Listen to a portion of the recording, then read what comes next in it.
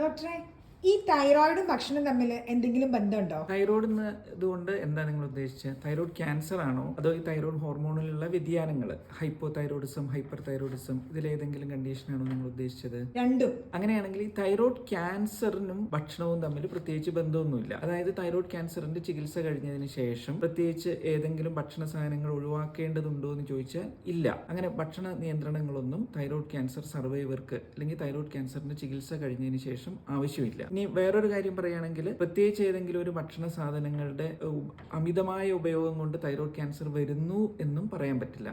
അതായത് ഭക്ഷണ സാധനങ്ങൾ ഒരിക്കലും തൈറോയ്ഡ് ക്യാൻസറിന് കാരണവും അല്ല.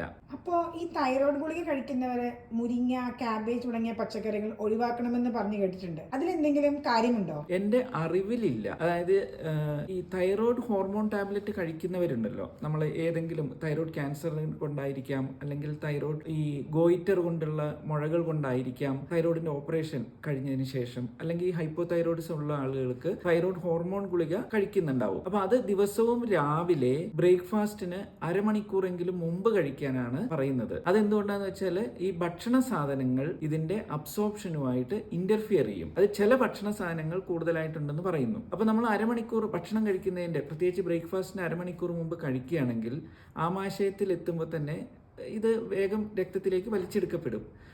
അതുകൊണ്ട് തന്നെ അത് വലിച്ചെടുക്കപ്പെട്ട് കഴിഞ്ഞാൽ പിന്നീട് കഴിക്കുന്ന ഭക്ഷണ സാധനങ്ങൾ അത് എന്ത് തന്നെയാണെങ്കിലും അതിനെ ബാധിക്കാൻ സാധ്യതയില്ലല്ലോ.